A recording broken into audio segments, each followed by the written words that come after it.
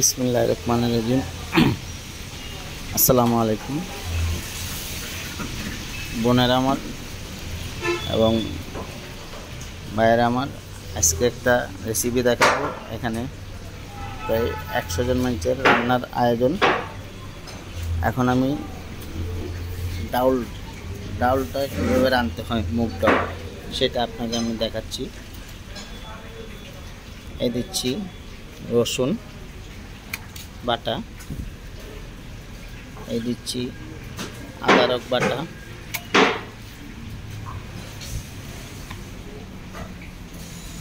এই দিচ্ছি জিরা বাটা। এখানে 3 কেজি ডাল, পরিমাণ মতো দিবেন।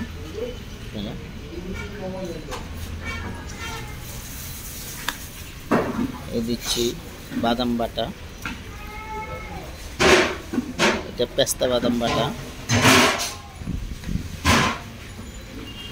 নারকেল বাটা, পোস্তা বাটা, সাদা সরিষা বাটা, আর এটা হচ্ছে মুরগির মশলা। এই দিচ্ছি পোস্তা বাটা। 100 মানুষের মুরগি যদি কেউ রান্না করতে চান, এই মশলা এরকম দিবেন। জিরা বাটা এবং রসুন বাটা।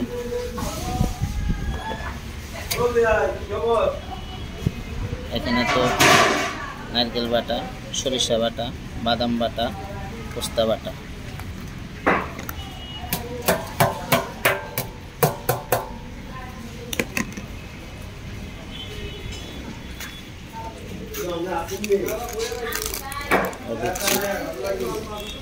লবণ পরিমাণ মতো।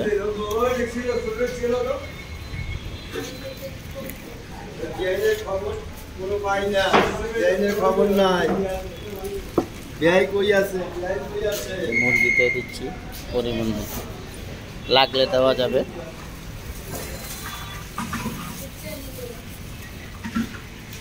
আমি দিচ্ছি হলদির গুঁড়া,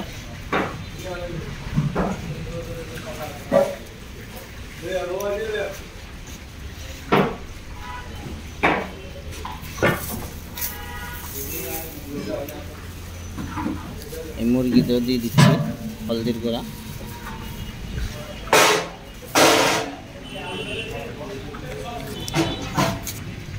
এই দিচ্ছি মিষ্টি মরিচের গুঁড়ো, এখানে অল্প করে দিবেন।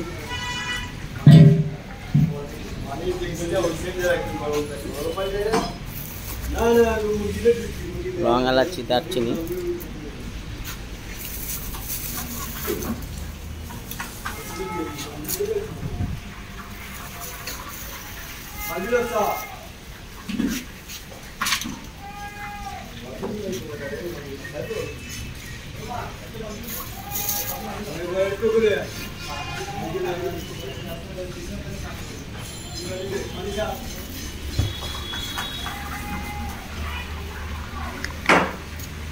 এই দিচ্ছি চিনি, টেস্টিং সল্টের পরবর্তী।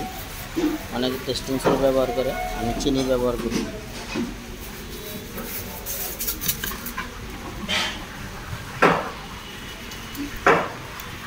আমার দাদা, ওনাদের স্কুলের অনুষ্ঠান, ক্লাব হয়েছে। আপনার ক্লাবটার নাম কি? কিং পার্ক, কিং আর কনহাট কিং আর কমিশন ক্লাব।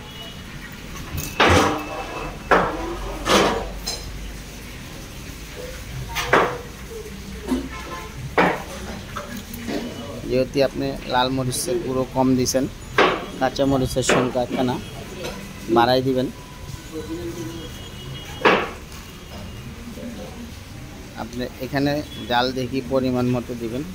এখানে আইটেম হচ্ছে ডাউল, মুরগি রোস্ট, ডিম।